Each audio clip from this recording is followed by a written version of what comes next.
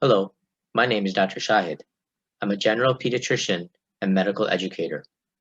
This is a lecture series that has been talking about preventing burnout and developing resilience for doctors and medical students. Today's topic is maintaining resilience through a malpractice lawsuit. So let's go ahead and get started. Just some background and introduction.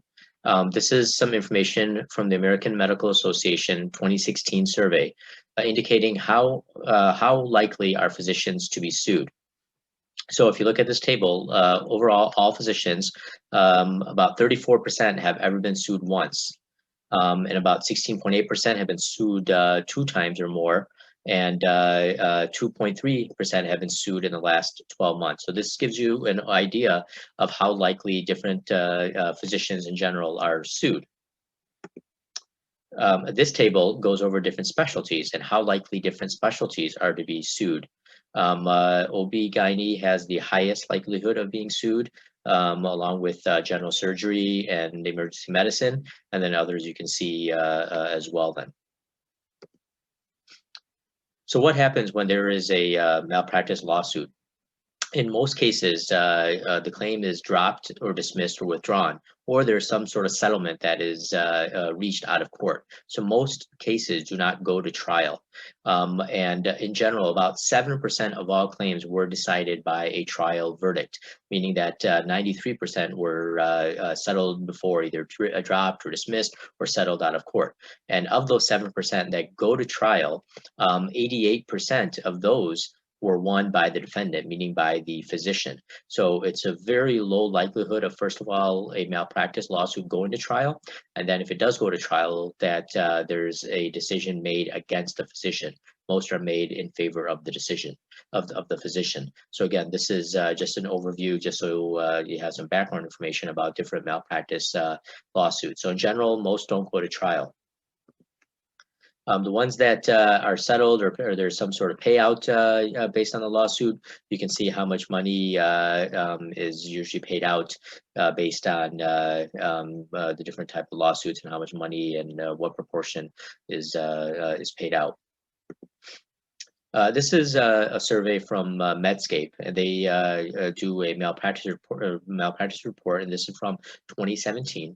And this gives you some of the reasons why physicians are sued and the reason for the lawsuit. So most of the time, it's related to a failure to diagnosis or a delay in diagnosis or some complication of treatment or surgery or some sort of poor outcome or disease progression. So again, this gives you an idea what are some of the reasons for different lawsuits.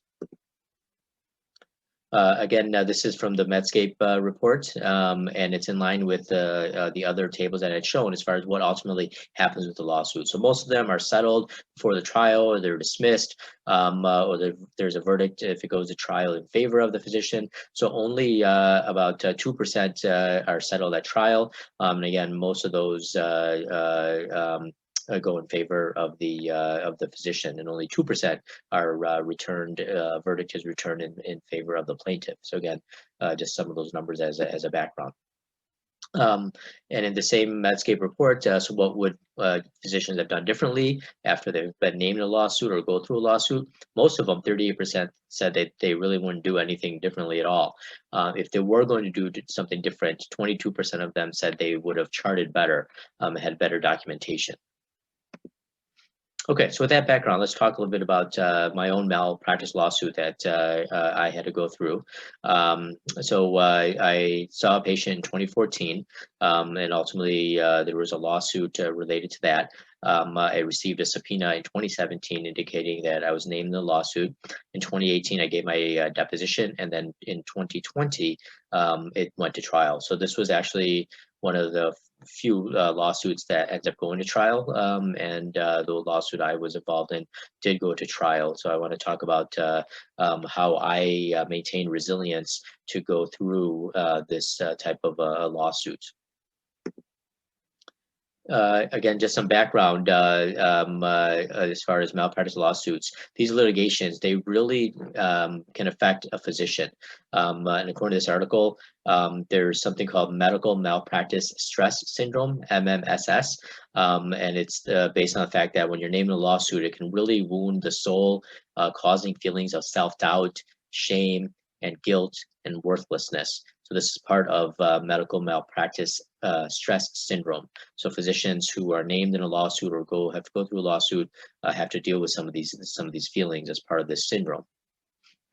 So other symptoms related to medical malpractice stress syndrome, you can have symptoms reflecting anxiety and depression.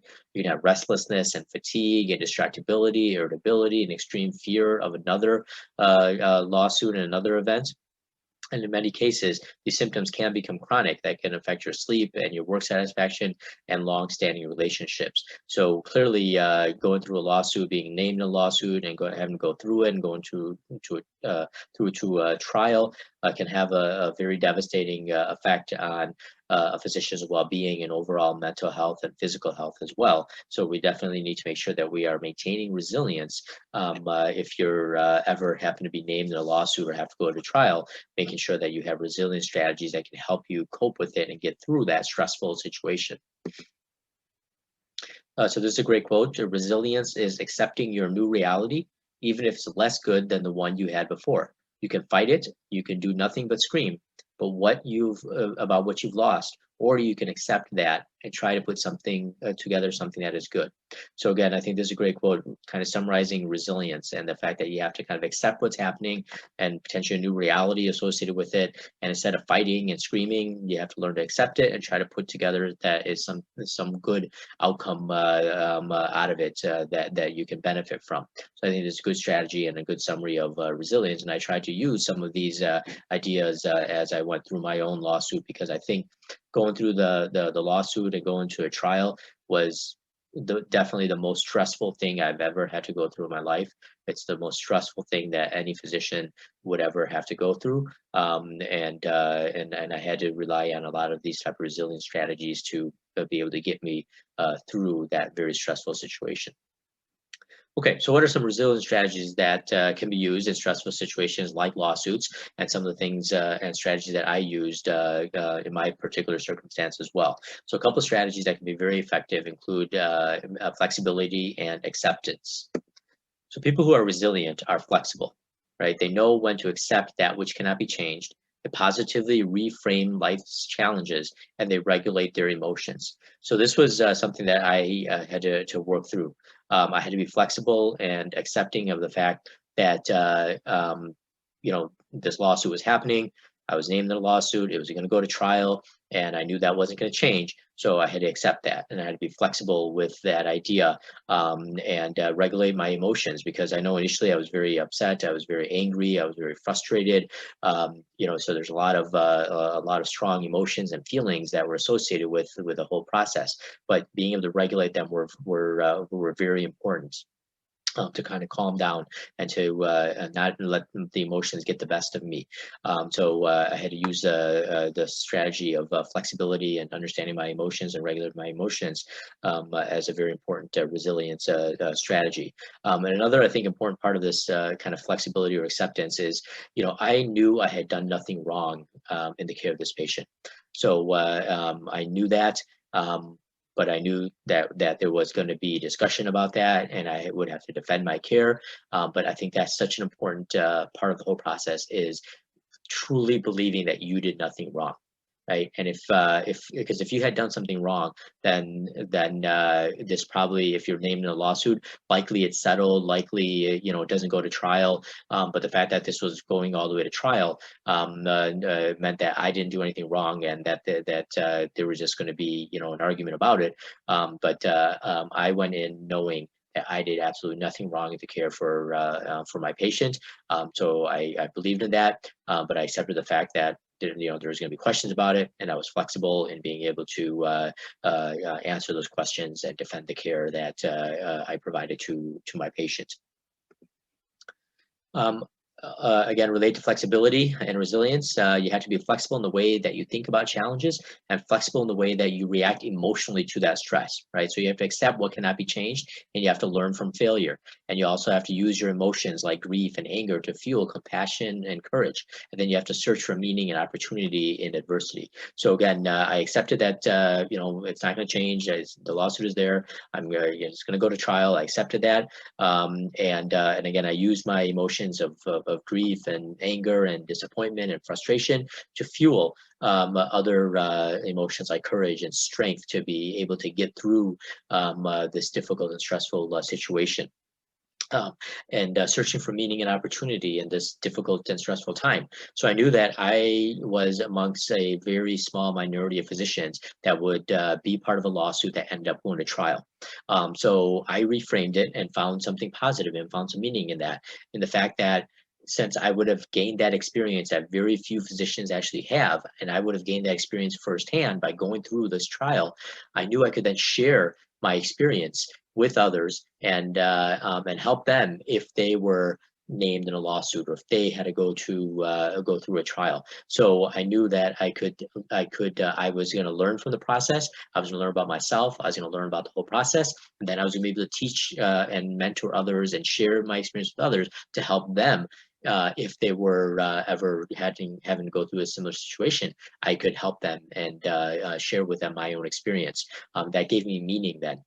Going through this, that gave me meaning and purpose and an opportunity to do something productive out of something that was very difficult and stressful for me. Okay, so acceptance is very important in resilience, because acceptance can enhance resilience. And acceptance allows you to tolerate highly stressful situations. So again, I accepted the fact that, I'm named in the lawsuit, it's going to go to trial, and I just have to, be flexible enough to go with it and go through it. And acceptance is not the same as resignation and does not involve giving up or quitting, right? So I didn't just give up and quit and say, okay, fine, whatever happens, happens. No, I prepared for the trial. I prepared as best I could to defend my care. So I did the best I could in preparation for the trial. So I just didn't give up and quit, but I made sure I prepared and was ready for it then. So acceptance is based on realistic appraisal and active decision making. This is a nice quote that summarizes acceptance. Acceptance is the peace that comes with letting life happen without forcing it. So again, just let life happen, right? Sometimes we force things. It has to go this way. It has to be this way, and it shouldn't have happened that way, right? So we force it that way. That gives us a lot of stress and added anxiety. So acceptance is just the peace that comes with letting it happen. Okay, you know what? I did the best I could. I prepared. I'm ready for the trial. It's going to go to trial. Now I'm ready. Let's just do it. And whatever happens, happens. And you just kind of go with it then. So having that flexibility and that acceptance can really reduce that stress and anxiety associated with these type of circumstances. So again, maintaining my own resilience during my own malpractice lawsuit, practicing the skills of flexibility and these strategies of flexibility and acceptance. So again, I was flexible in my schedule. Basically, my lawyer had told me this trial was going to go on for about 4 weeks, and that he wanted me to be in court every single day for those 4 weeks. So I had to be very flexible with my schedule, right? I had to rearrange my schedule at work to be available to be at court for 4 weeks while this trial was going on. So that was part of the flexibility and acceptance that I had to maintain. And then also, as I tried to remain flexible, I also tried to maintain a little bit of structure, right? As physicians, as high achievers and things, most of us want to have some sort of structure, want to have some sort of control. And at this point, there wasn't a lot of structure. There wasn't a lot of control. I just, everything was going to happen, and I didn't have a lot of say in it. I just had to, go with it and be flexible. But where I could maintain some structure and some control, I did try to do that. So I kind of made a routine every morning for those 4 weeks that I had to go to court, and basically I had to be downtown every single day. So in the morning, instead of driving and fighting traffic, I would take an Uber or a Lyft every morning at the same time in the morning and arrive in the city. And then I found a little cafe right across the street from the courthouse, and I would go there every day. I would have a cup of coffee and get a little bit of breakfast and try to have a little structure and a little routine. And then every day, at the same time, then I would leave there and go across the street and go to the courthouse. So I was being flexible, but at the same time, I was trying to maintain a little bit of structure and a little bit of routine because that I know is important for my own well-being and my own resilience to have a little bit of structure and routine. So I developed a new routine and a new structure for that 4-week period while still maintaining, flexibility, but understanding what I could have some control over and some structure, and when I couldn't, then I try to remain flexible in that then. So that was part of my strategies of flexibility and acceptance. Other strategies that I think are important in general for resilience, and also that I used for this malpractice lawsuit and the trial, is social support. I think that's very, very important to get you through very stressful situations. So having a network of family and friends and supporters can provide a foundation for resilience. And at times of stress and trauma, few things are more painful and more destructive to a person's mental and physical being than isolation. So again, going through something stressful like a malpractice lawsuit, make sure that you use your social support system to help you through it. You don't have to go through it alone, and you should not go through it alone in isolation and feel guilty and ashamed that this is happening to you. No, go through it and get the support and help from others, and use your support network. And I did that. I told my family and my friends and my colleagues and coworkers, just a little bit about what was happening, the fact that there was a lawsuit, the fact that I go to trial. Obviously we can't talk about the details of it, but they knew that I was going through this and that it was very stressful. So they provided a lot of support. My own family was very supportive through this whole process. Very encouraging through the whole process. My friends and colleagues and coworkers, again, knew that I was going through this, and they were very supportive and very encouraging through the whole process. And then using your legal team and the law firm that you're working with to again provide that support. So those are people that were familiar with the process and the whole system, and I need to rely on them. And I had not known who they were before until I met them as part of this whole legal process. But we became friends, and I relied on them for their advice and their expertise and their encouragement and their support through this difficult time as well. So again, I think that's so important to use your social support network and your relationships and your friends and family and colleagues and coworkers and others to get you through this, because you don't want to go through this alone, and there's no reason to be ashamed or have guilt for this, but it's better to be open about it and tell others that you're going through this so they can help you through it then. So again, I was able to maintain resilience during my own malpractice lawsuit by using social support. I think what was one other strategy I used in this regard was, there were some days where there was no court in session. So on those days, on the weekdays where there was no court in session, I actually went into work on those days to get some social support, right? To feel a little bit more normal and do my normal, things that I do as a doctor, and have a little bit of structure and normalcy on those days where I did not need to be in court, and to see my colleagues and coworkers and friends at work, and to get a little bit of encouragement and social support on the days where I did not have to be at court for various reasons then.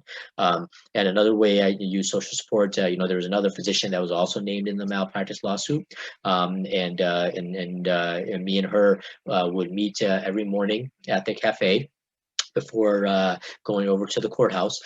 So we would meet in the morning, have our coffee together and talk about what was happening, and just basically kind of encourage each other and motivate each other and support each other.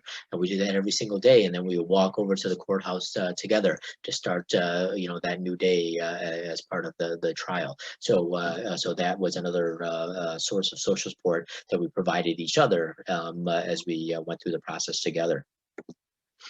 Okay, other resilience strategies that can be helpful in this type of stressful situation, like a malpractice lawsuit, or in general other stressful situations, include positive thinking and reframing. So these two strategies are very important as well. So, when we go through different experiences, that can really affect our thinking. And negative experiences really affect our thinking in a negative way, because that can cause pessimistic thinking, it could drive negative emotions, it can shape negative actions and influence negative outcomes. And we know that we all have a negativity bias, where the negative experiences are more strongly ingrained in our memories than the positive ones. And this negativity can really beget more negativity, and that can lead to thoughts that are becoming more irrational and persistent and destructive.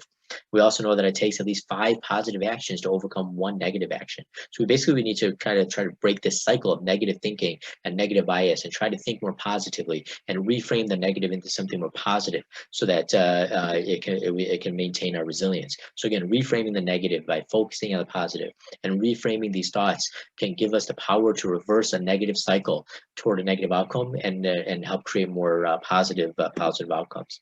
So it doesn't mean that you convince yourself that the bad experience was good. It just means that you consider the situation and how it might look from a different perspective, or a different angle.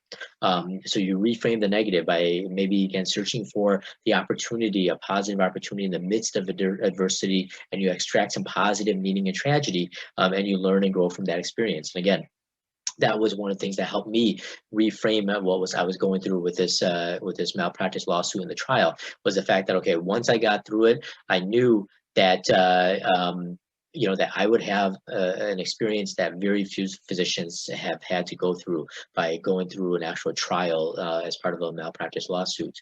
And I knew that I was learning a lot about myself, and I was growing in the experience, and I was learning about the whole process of a lawsuit and a trial, and that I could share the process and what I learned about myself, and how to get through it. I could share that with others to help others get through something difficult like this, so that I knew that was giving meaning and something positive from this experience for me, that I knew I would be able to then potentially help others as they are going through maybe a lawsuit, or and might have to go to trial, and I could give them some words of encouragement to help them get through it, because I have first-hand experience on how to get through something like this. Then, so that gave me something positive, and I reframed it in the positive that way, so that I had something to share with others, and others could benefit from my own potentially negative experience, but others could benefit in a positive way, and that provided a positive framework for me to be able to go through this, and be resilient through this.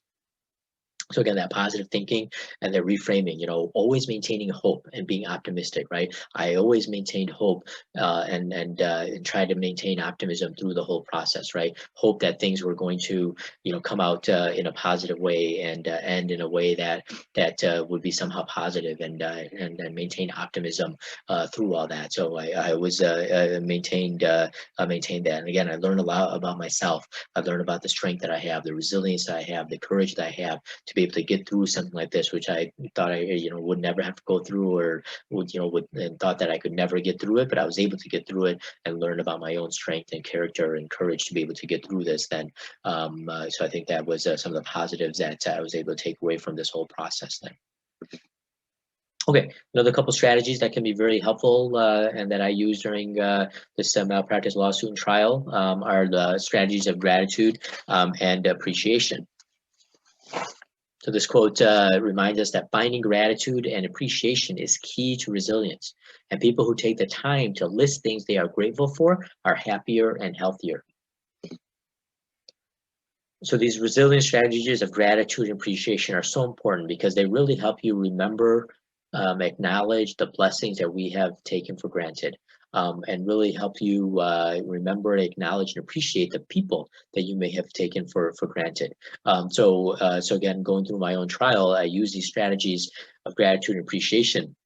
Knowing, like, for example, like on a weekend when there was no court and it was a weekend, the little things that I was doing and taking for granted, they carried more meaning now, because I realized that they were a blessing that I was able to do on a weekend to help me ground myself again, and to remember who I am, and to maintain my own wellness and resilience. So those little things that I was able to do on the weekends, I realized that they were really blessings that I had been taking for granted then.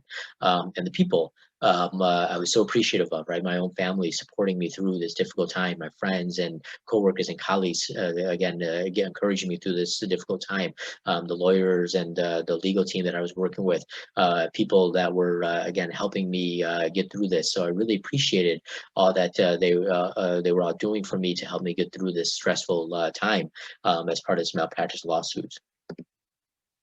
So again, gratitude is a strategy for adapting to challenges. One based on the concept that no matter how difficult life is at any point, there's always something for which to be grateful, right? So always remember there's always something to be grateful for, no matter how difficult it might be. There's always something to be grateful for, so I was just grateful for being able to go home to my family and have a warm, supportive, encouraging, nurturing environment to end the day with. And I was grateful for that as I was going through the difficult trial on the days that was lasting for a seemingly long time every single day, but had that to be appreciative and grateful for. Gratitude increases health and happiness. It can decrease anxiety and depression. So being appreciative makes people more secure and determined and optimistic and energetic and enthusiastic. And grateful people are better able to handle challenges and stresses. So again, having gratitude and appreciation can get you through difficult and stressful situations. And I use these skills to be able to get me through my malpractice lawsuit and trial as well. So again, reframing obstacles as learning opportunities, valuing individual steps towards a goal, and acknowledging the joy of ordinary things are the basis for appreciation and celebration. So just getting through every day as I was going through the trial for 4 weeks, that was a thing to celebrate. The fact that I got through a difficult day, it was a stressful day, but then I was able to leave, go home, be with my family, try to get a good night's sleep.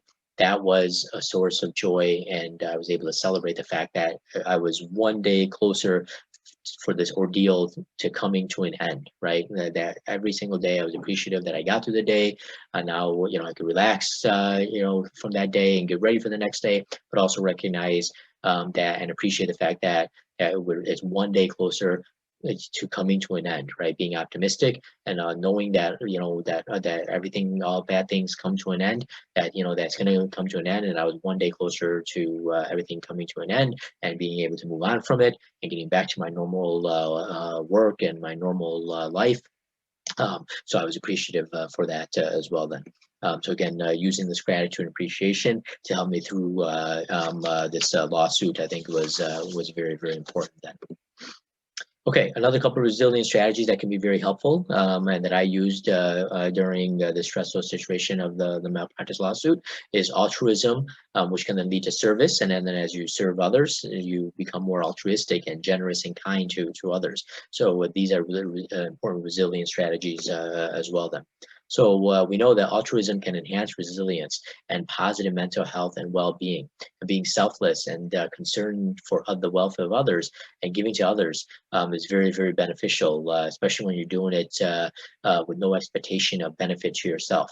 And that can really provide meaning, and that can really help you in your own mental health as you are being altruistic and selfless to others. So this can be very, very, very, very helpful then. And again, being altruistic and serving others can reduce stress in your life. And this is really due to a shift in attention from yourself towards others. Because that can enhance your self-confidence and self-acceptance, and can reframe your own situation and give you a greater perceived meaning in life then, right? So I was using this, right? I was thinking about my own situation, and as I was sitting, every morning in the cafe, I was just thinking about my own situation and, okay, I'm going through this trial and I have to go, do this. But then there's other people that were kind of coming into the cafe, and I could tell, that they were stressed in different ways, or they were living their own life and things, and then I was able to reframe myself and say, okay, all right, well, maybe my situation is not so bad. Maybe I need to be more thankful of the fact that I'm a physician and that I could go back after this is over and care for my patients and do what I love to do. So kind of reframing that and helping others can give you a perceived meaning in life as well then. So I used some of these strategies in my own time as I was going through this malpractice lawsuit and the trial. So I remember, sitting in the cafe again every morning. I was doing this to try to provide some structure to my day. I had my cup of coffee, and I remember at this at the cafe, there's this one woman that was working there and who was a server and would be bringing out your order and things. And for these 3 or 4 weeks that I was there, I remember her just working so hard. She was just so energetic. She was just so pleasant. She was just so kind to the customers, bringing them their food and serving them, and making sure that they started their day off with a smile, by smiling to them and saying good morning, and just she just had a great work ethic and was just working so hard, and just loving what she was doing, right? And that was her job, and that's what she was doing. But she just did it with just such great pride and just with such a great work ethic, knowing that there were people coming in the morning, starting their day off, and she wanted us to help them start their day off in the right way. I just think I'm just so amazed at her work ethic and her attitude and the pride that she worked, and the way that she was trying to serve others and help others and start their day off in the right way. So I remember that, and then toward the end of my 4 weeks, and I knew the trial was coming to an end, that I would be finishing. As she was, as I was leaving the cafe toward the end there, I saw her, just kind of on the side working, and I went to her and I gave her a nice big tip, just to show my appreciation of what she's been doing and how she kind of helped me and put a smile on my face every day, and was just so kind to me to help me start my day off right in the morning, knowing that I had a stressful day coming up, and she had no idea what I was going through. She had no idea that I was going through something like this. But that's how she was when she interacted with me and with everyone else as well. And I gave her a nice big tip at the end, to kind of for the whole 4 weeks worth of time that she was helping me and serving others, and she was just so appreciative of that as well. That act of service, the act of altruism, really made me feel good, and I just felt motivated to do that because I knew that my time, at this trial was coming to an end, and looked like the outcome was going to be in my favor and was going to be positive, and I felt good about it. And then doing this act of kindness and altruism, just made me feel good about it, and helping her in that moment, was really a moment of joy for me, and I use that as a resilience strategy to help me kind of get through all that. Similarly, there's this again the cafe. You meet a lot of people, you see a lot of people. When you're there every single day for 4 weeks, there's this elderly woman that would come in 2 or 3 times a week, and she would use kind of a walker to help her, walk through and get into the cafe. And she would come by a medical car, that would kind of bring her there, and drop her off at this cafe. And she would kind of walk in, and I saw her do that a couple of times, and then I helped her through. I would open the door for her. I saw her, struggling to open the door a couple of times, and then I opened the door for her a couple of times. And again, she was just so nice and generous, kind of like a grandmother, just kind of warm and encouraging, and just so thank you so much, and she would come and order breakfast, and then she would leave, and then again she would walk out, and I would help her open the door and help her, walk out, and just she was just so kind, and she would just ask me, oh, thank you so much, I hope I have a great day. And then she one day asked me, oh, I haven't really seen you here a lot, what are you here for? And I told her I was a physician, there's a lawsuit I'm involved in, and I'm going to court every day, and that's why I'm here for these few weeks. And then she was just so kind. She said, oh, you know what, I hope everything works out so well, I'm praying for you, I'm thinking about you, I hope things go, work out well for you. And just was just so encouraging. So she said that, one day, and that just made me feel really good. And I didn't know anything about her. I didn't know who she was or anything, but she, I was just opening the door for her, and we would just say good morning and smile to each other. But it made a big difference, I think, in her every day, every morning. It made a big difference for me. And then, she just said those words of, I hope everything goes well, and I'm thinking about you and praying for you. And then a couple of days later, she was getting breakfast, and, I just thought, you know what? I'm just gonna go and buy breakfast for her. She's just so kind. She's just so nice. She says she thinks about me every day and is praying for me every day. And again, toward the end of my trial, things seem to be going well, and and the outcome seemed to be like it's going to be favorable. And I felt good about things. So I just, went and said, what, would you allow me to buy breakfast for you this morning and pay for breakfast this morning? And she's like, oh no, you don't have to, but oh, thank you so much. And I bought her, I paid for her breakfast that morning. And again, she was just so kind, just so appreciative. As she had a little walker and was struggling to kind of walk through and go to a little work or whatever she was doing. And that act of kindness, I think, helped me and made me feel good. And that act of altruism helped me, but it was also a little bit of, service to her. And she felt good about, somebody helping her, pay for her breakfast that one morning. So again, this altruism and service, I think, was so important for me to help me get through this stressful situation with these couple of, interactions that I had. And I think it is so important to keep this in mind as you're going through these difficult type of situations. So I used altruism and service to really help me get through this difficult time. Okay, so wrap up here. Other self-care resilience strategies are very important as well to get through difficult, stressful situations like a malpractice lawsuit and other stressful situations. And I use some of these as well. I use my own religion and faith and spirituality to help me maintain resilience and to maintain hope and to maintain optimism. Every day, like I said, I would sit in the cafe, have my cup of coffee, and every day I would kind of recite a little prayer every day to to ask for help to get me through this day and to get me through this difficult time and the difficult circumstance.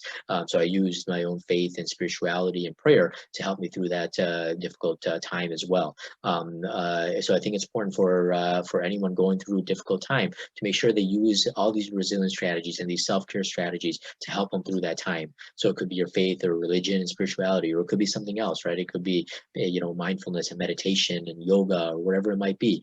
Make sure you're getting good night's sleep. Make sure you're eating healthy, right? Make sure maybe you're exercising to maintain resilience.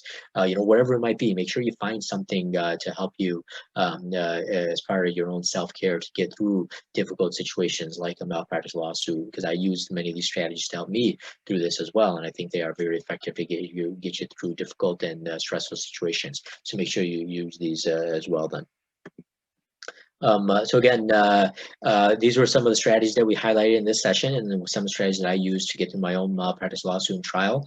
These strategies of positive thinking and reframing and gratitude and appreciation and altruism and service and social support, flexibility, acceptance, and self-care. So again, keep these in mind as you're going through other difficult situations, whether it's a lawsuit or just in general, a stressful situation, and just to help you maintain your own resilience and wellness and preventing burnout. These are all very effective resilience strategies that can be used in so many different settings. And again, these are actually part of a larger overview of wellness and burnout. So this is how I like to see wellness and burnout, where wellness is on the opposite end of the spectrum of burnout. And if we can do things to promote wellness, that will help us from preventing burning out. And that could be things related to developing resilience and prevention of burnout. And again, the blue arrows indicate that there's overlap with all these. So anything that helps promote wellness and resilience helps develop resilience, but also can help prevent burnout. And anything you do like self-care that can help prevent burnout also develops resilience. All the blue arrows mean that they're interchangeable. And they go back and forth. So again, some of the strategies we covered today in this session are just kind of a part of a bigger strategy and a bigger overview that you have to maintain to help develop resilience and wellness and preventing of burnout. Then, and in other videos, I've talked about some of these strategies in more detail. Some of them that I mentioned today, I've talked about in more detail in other videos. And then there's many other strategies that can be used that are covered in some of my other videos, so you can check those out. And hopefully there'll be future videos that will be coming out on some of these other strategies that you can participate in as well then.